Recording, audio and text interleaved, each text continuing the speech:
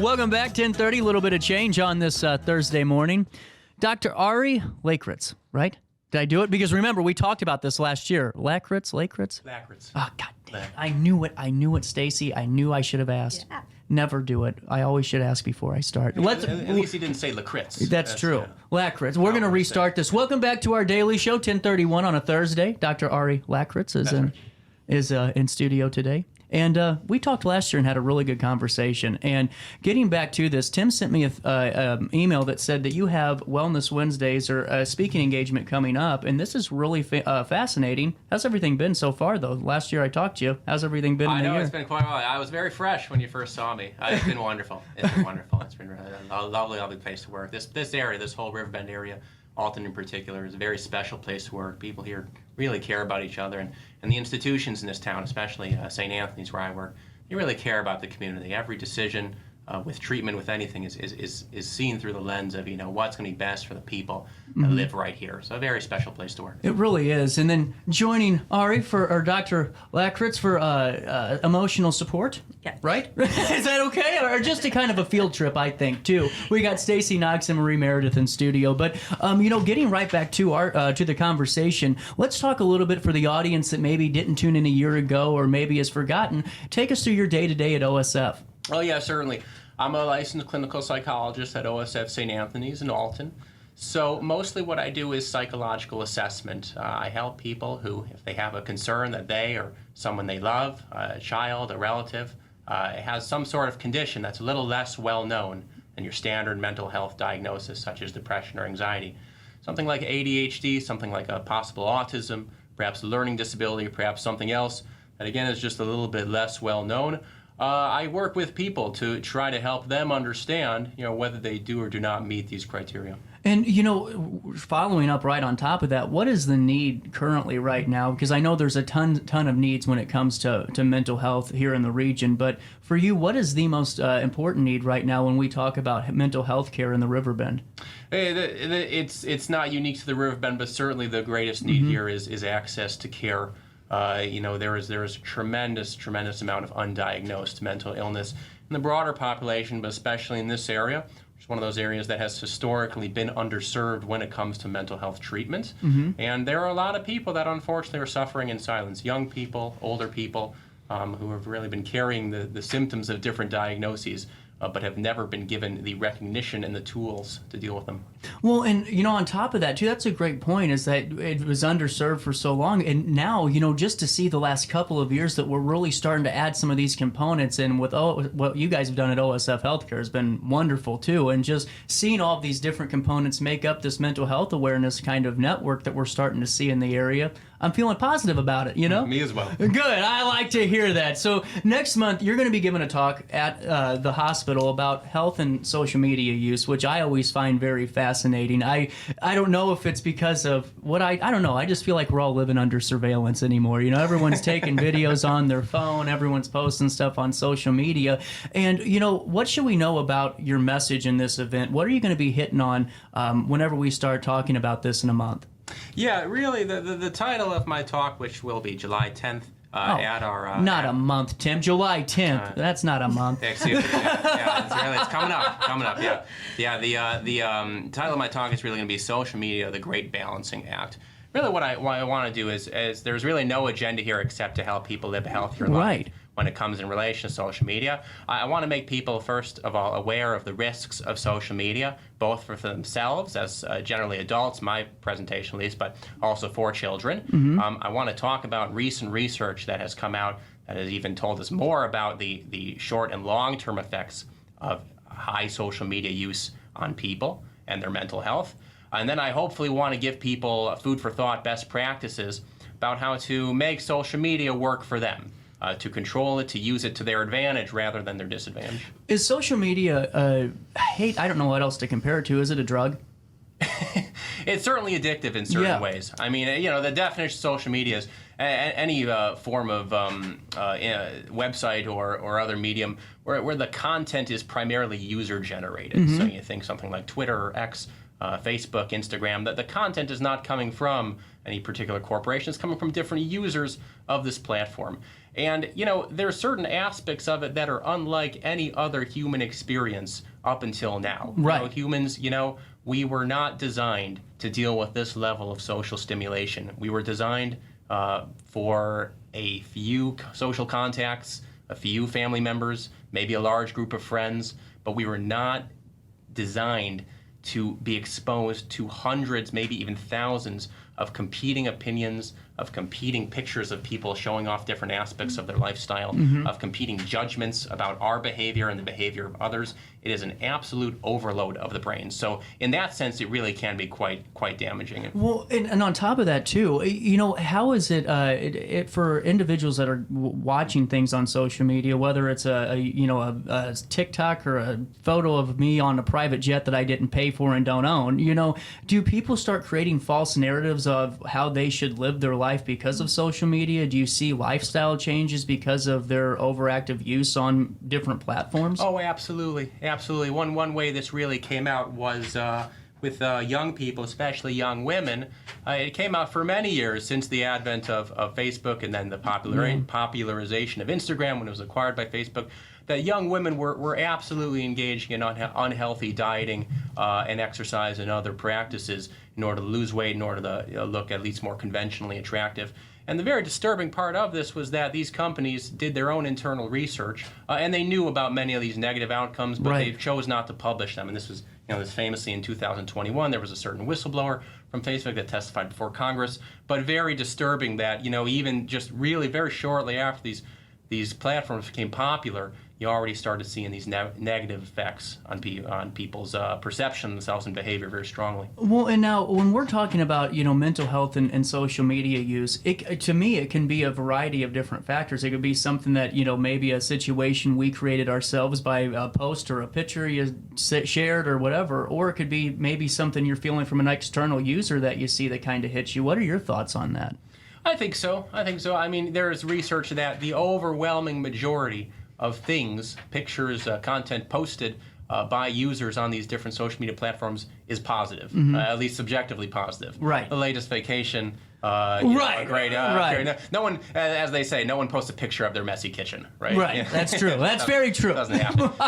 Yeah. So absolutely. So you can imagine again. It used to be that perhaps you'd go over to your friend's house and you would feel a little bit bad when you saw their kitchen was a lot cleaner than yours, or their house was a lot nicer than yours, or their kids were a little better behaved than yours, or whatnot. But you'd go back to your home, and you would either say, okay, I just got some nice ideas, or maybe a little inspiration how to do a little better in my own life. And overall, people were designed to deal with that. But to be subjected day after day, at all hours of the day, at all days of the week, in all sorts of life situations, to this overwhelming just torrent of supposed positivity and supposed success of other people, again, absolutely overwhelming and really quite depressing as well. It is. And, whenever we're talking about, social media and the relationship with it, when can that start turning unhealthy? Is there some signs that maybe our listeners right now at home can maybe pick up on and kind of take in their back pocket? Yeah. There are some definite rules to lay down, and part of this will be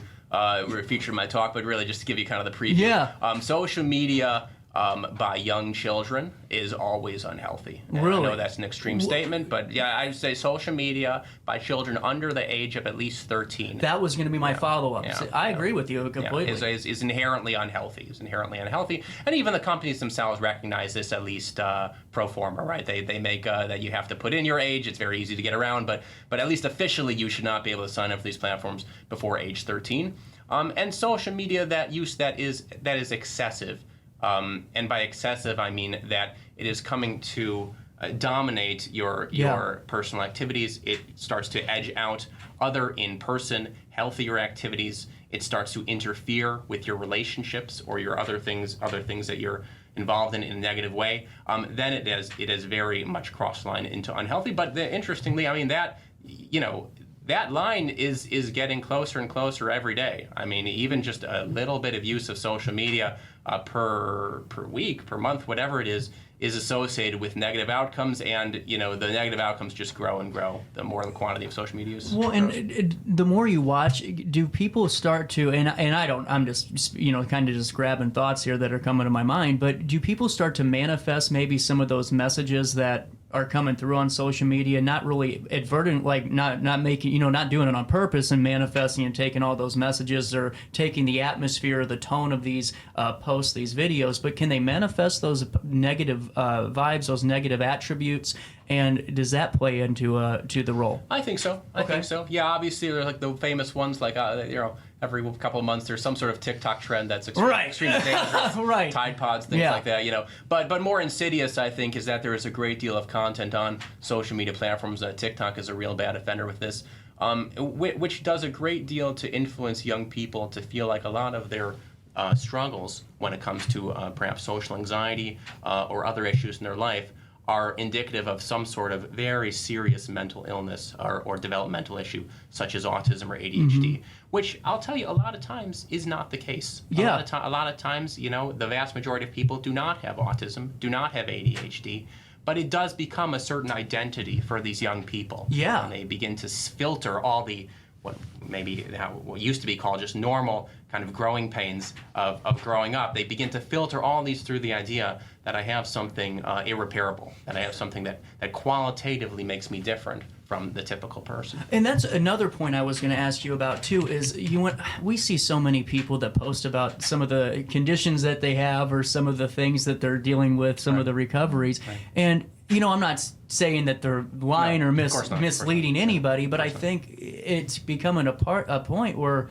we're starting to diagnose ourselves through social media videos going, oh my God, that's been happening to me for 3 months. That's totally what I got. Yeah. I mean, are you seeing any of those type of correlations? A tremendous amount of that. Seriously? Tremendous amount of self-diagnosis. And it really does seem correlated with the level of social media exposure that the young person has. Wow. Well, how do we avoid some of these pitfalls, in all seriousness? I mean, because the simple thing, it's just like if you want to quit smoking, we'll stop smoking. If you want to quit social media or turn it off, turn your phone screen off. But how do we start to avoid those pitfalls, especially, for maybe parents too? Because how do you really monitor your phone, your child's screen without putting the screen blocker on and becoming that parent before you have to be that parent, if that makes sense? Oh, absolutely.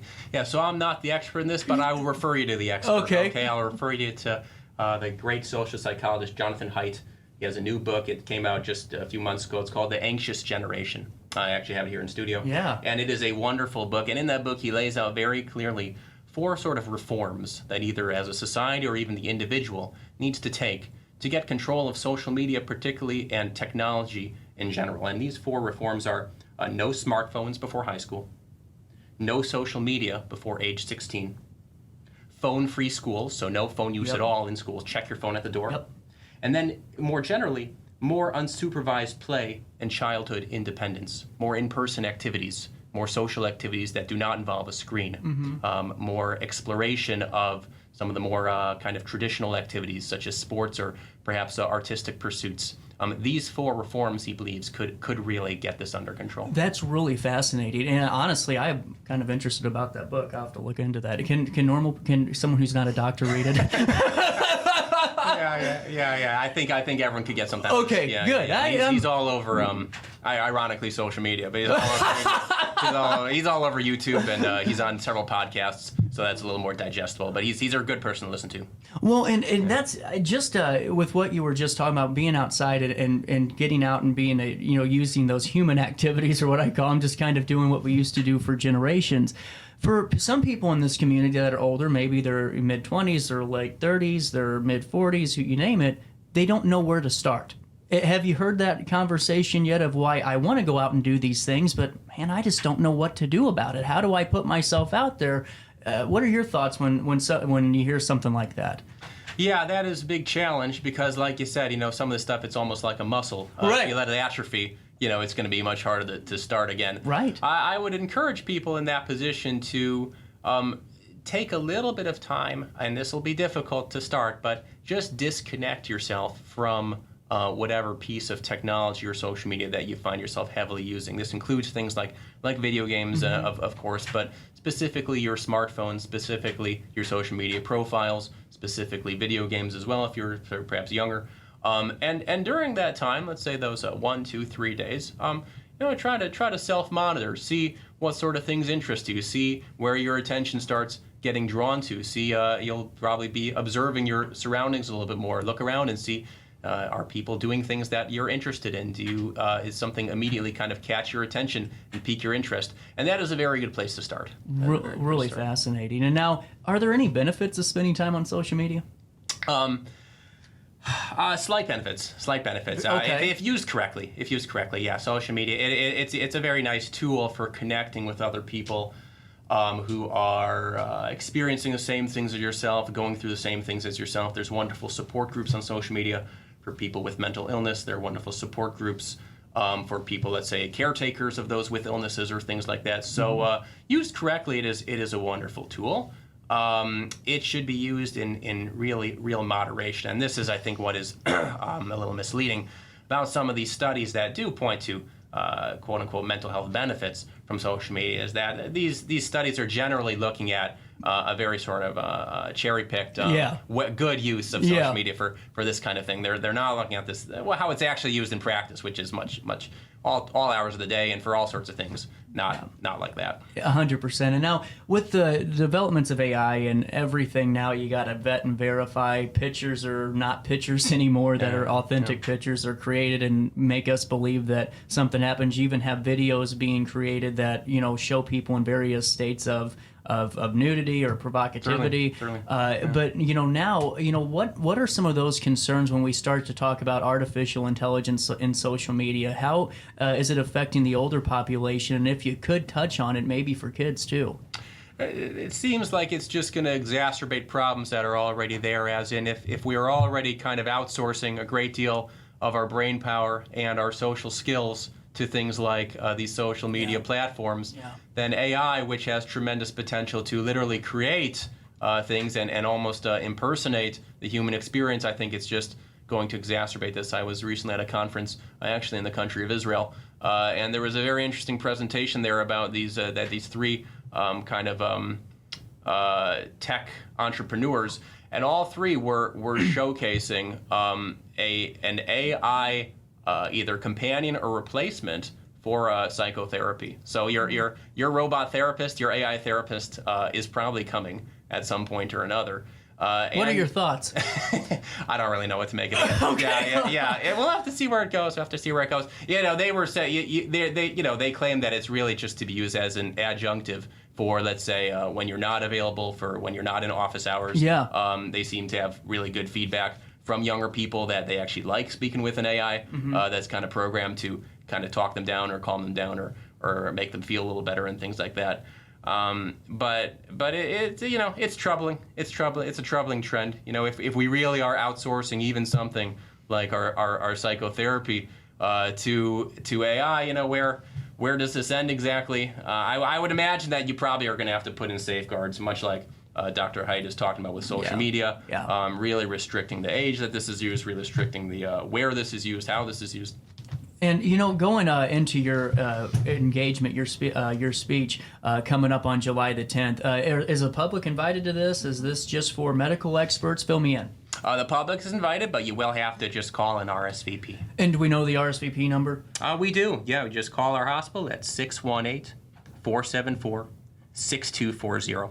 20 minutes in and out. How about that? We got it done. And honestly, this is a conversation that could be a 2-hour show in itself, because there's so many questions and people have so many concerns and thoughts, and it's one that I highly encourage you have the chance July the 10th to bookmark that, call the hospital and register, and you'll be able to really gain some valuable insights. Now, in the speech, before I let you go, is there going to be a Q&A portion, or is it just going to be a speech? I certainly hope so. Okay. I certainly hope so. Really cool. Yeah, I really like. I like people to some of the most interesting parts of the presentation are often people's experiences, and they're on the ground, and I'm up in the office. So I'm always interested in hearing how this plays out in the real world. Really cool. Meredith, you have fun?